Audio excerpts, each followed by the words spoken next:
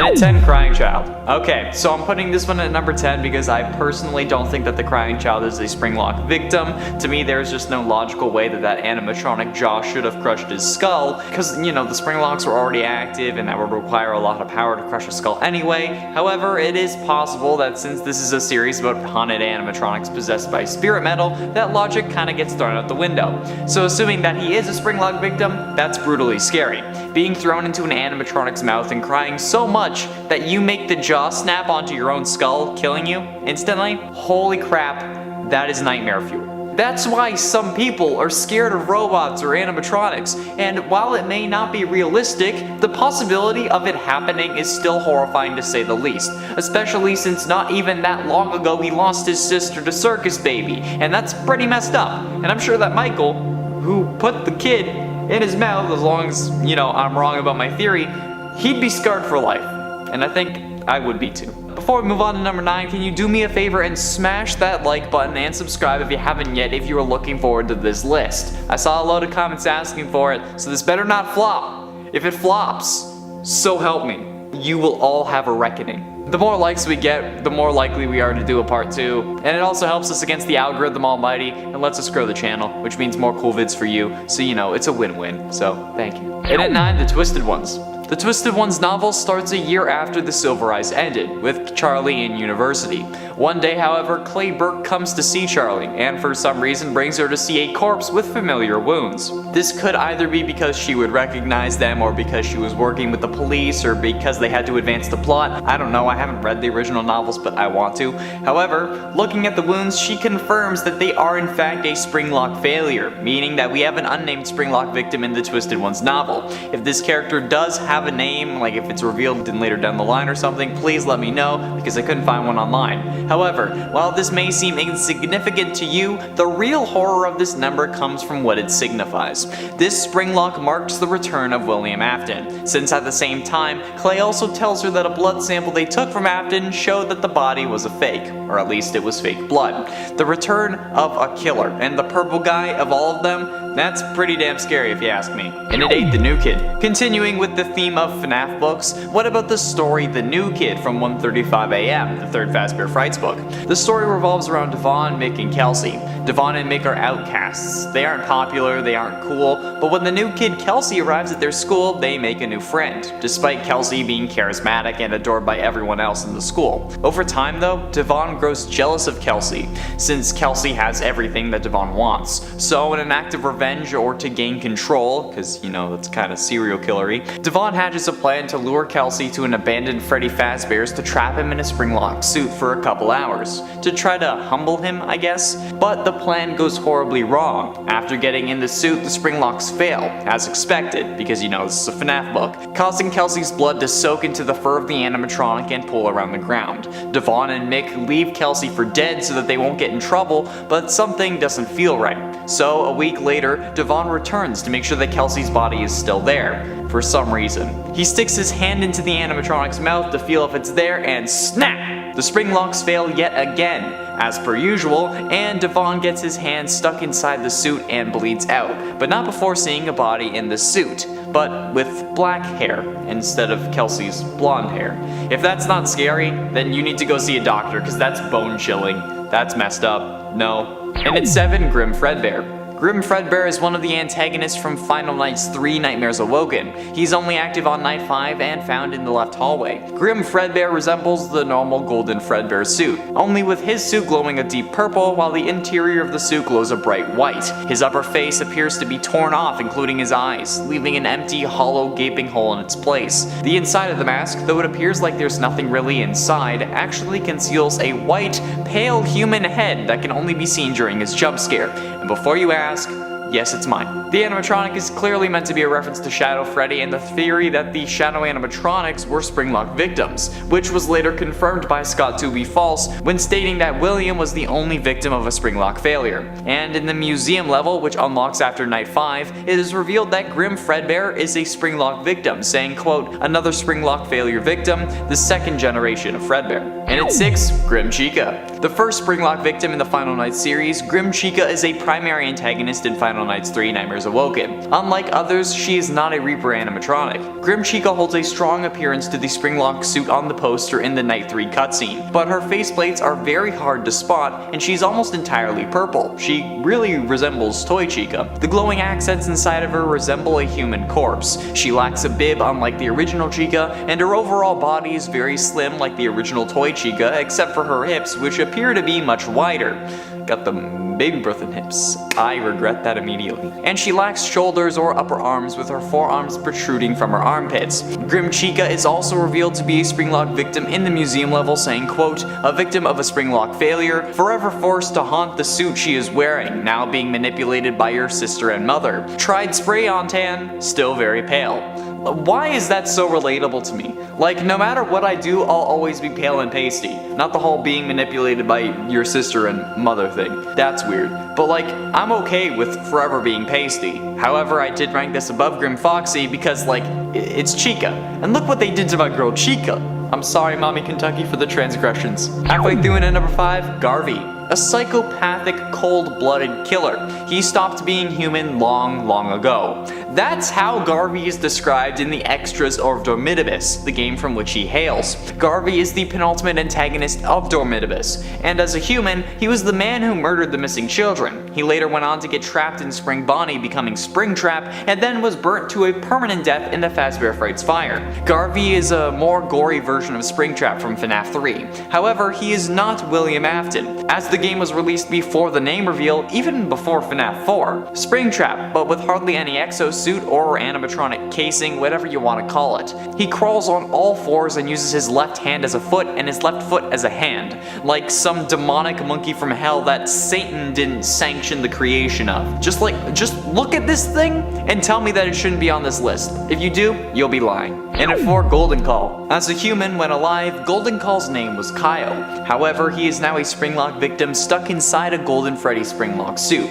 Golden Call has the typical rundown Springlock suit vibe, similar to Springtrap. However, this is even more gruesome. His left ear is bent, he has guts coming out of basically every hole in his body, human eyes are hanging out of the animatronic's eye sockets. He's even missing exosuit on his right foot, and the character is holding a flesh-colored, at least it's flesh-colored, it may be even fully like a flesh phone in his right hand that stays stuck to his head via more flesh or blood strands connecting to the side of his head. It's horrifying, dude. This is a monstrosity. And looking at his age on the wiki, Kyle was only 5 when he got Springlocked, which is absolutely nuts and just flat out horrible. So unfortunate, man. He was supposed to be the next best Fortnite player.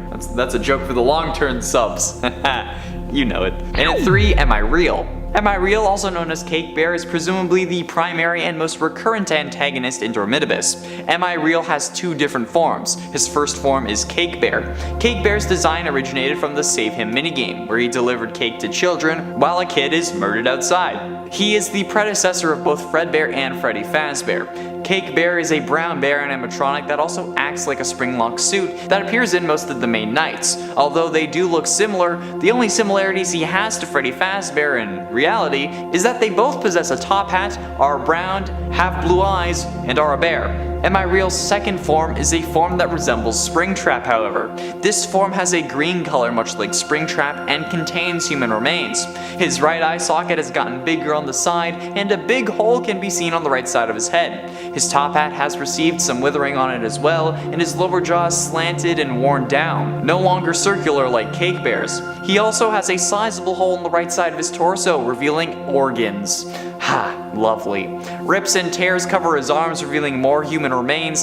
He also appears to be missing at least 1 finger on his right hand, and it's absolutely terrifying to look at. Of course, 3 out of 10 of these are going to be from Dormitibus. Like, what did you think was gonna happen? Did you watch the Dormitibus animatronics list? Penultimately, in at number 2, Springtrap. I believe we all know this story by now. Everything was going well at first. They couldn't pin him down and he was on his way to immortality.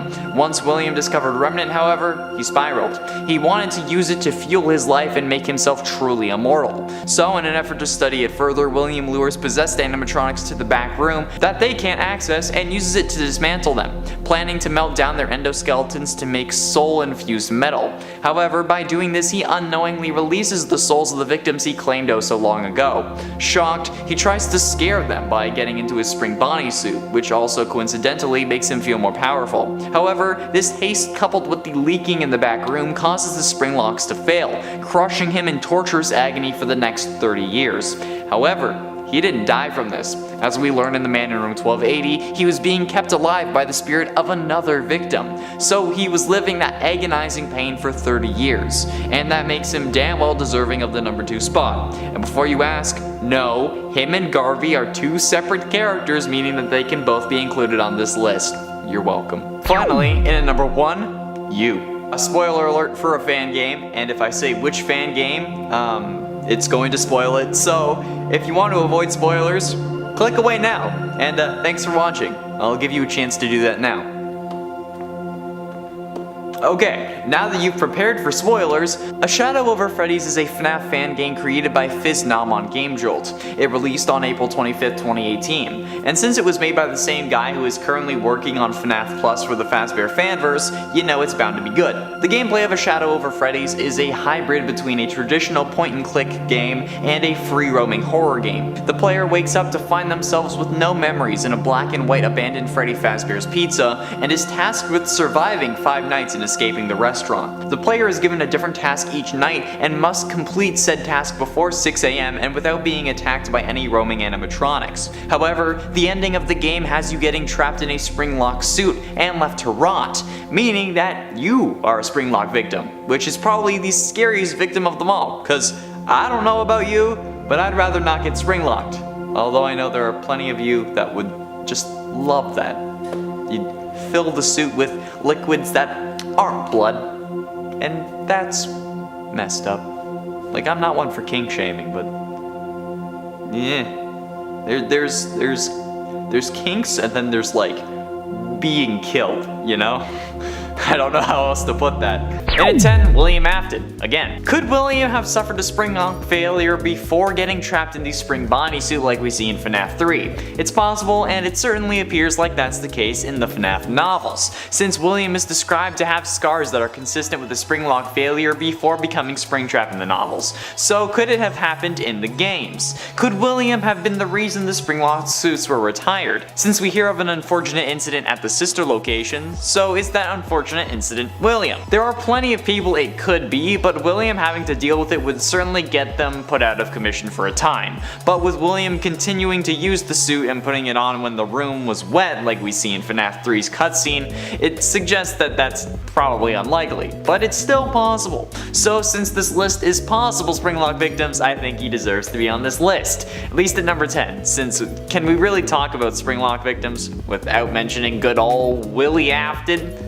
Exactly. And at 9, Henry Emily. Now this is certainly an interesting case, because seemingly Henry has died multiple ways across FNAF canons, with his first apparent death being in FNAF World at the hands of Baby. His death in the novels seems to have happened before Silver Eyes starts, and then he dies in FNAF 6 along with everything else. But could one of these deaths involve the Springlock failure, or something having to do with Springlocks? I mean, maybe Afton offed Henry in one of these realities, or maybe Baby has some Springlock mechanisms inside her when she killed Henry. Hell, maybe Henry just climbed into the wrong suit at the wrong time.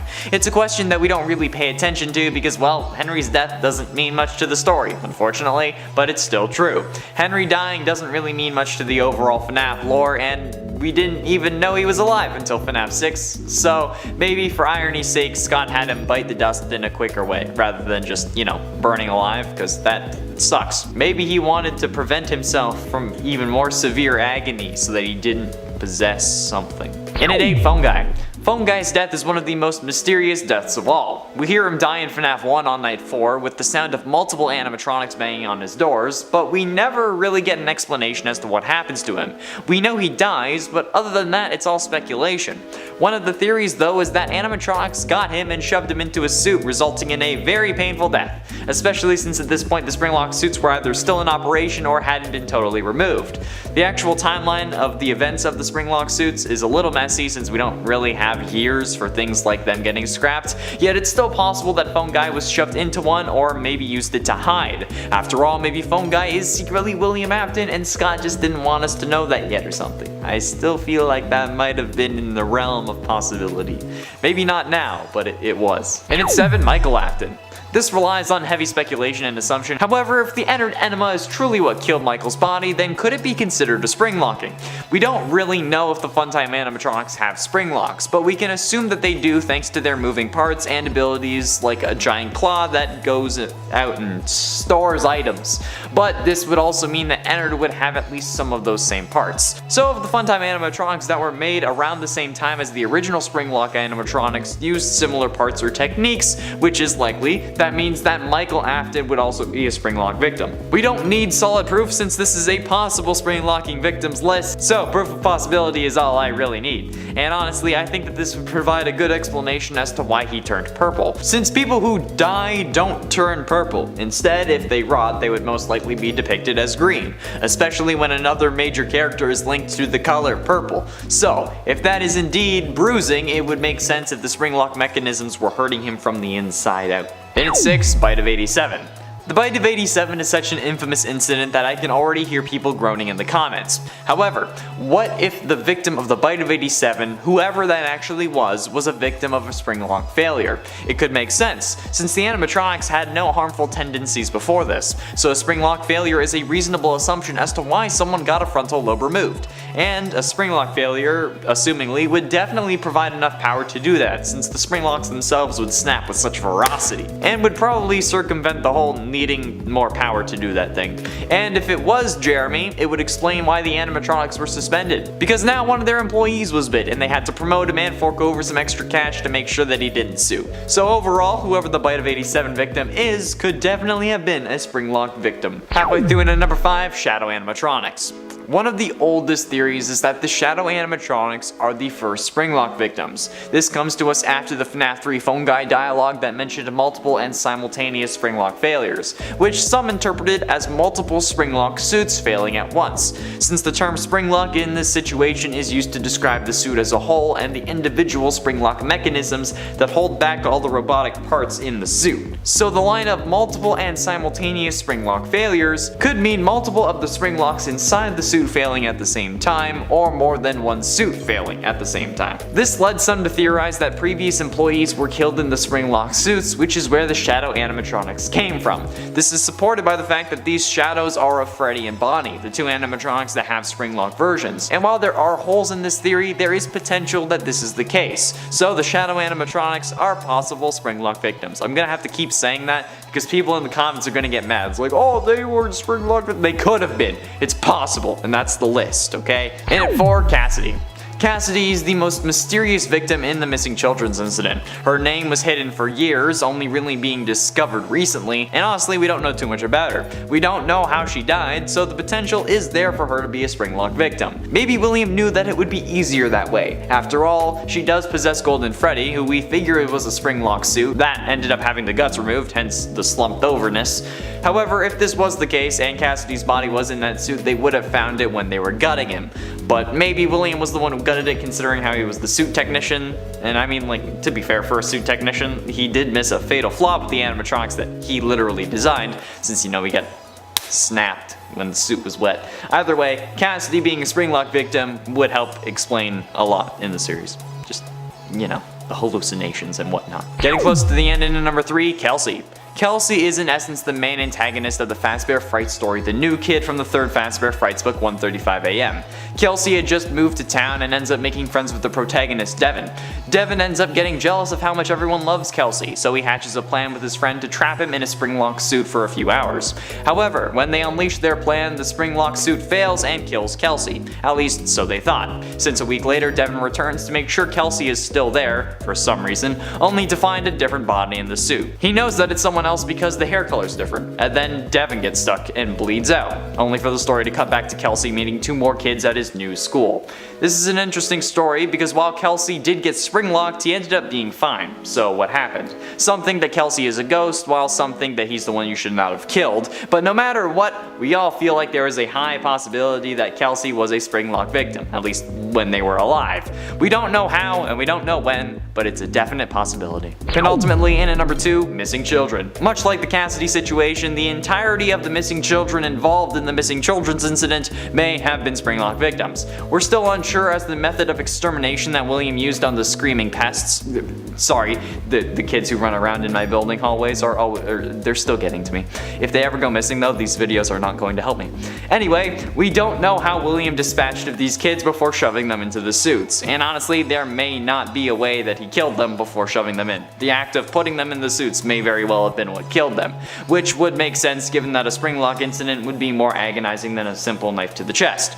And a springlock collapse would be a more realistic way for the suits to start leaking blood and other fluids, since one knife wound wouldn't really do that, especially around their eyes. Even if the suits didn't snap closed, if William shoved them into the suits, that's close enough for me. Finally, in at number 1, crying child. Okay, now this one is going to be controversial, but there is no way that I could do this list without mentioning one of the greatest debates in my DMs ever. The amount of people who message me on Instagram not asking about my game's Kickstarter, but rather the bite of 83 and how it had to have been a spring locking bothers me to my core. I say this every time I'm bringing it up. I don't think that this was a spring lock failure. That being said, it's still possible, and that's what this list is about.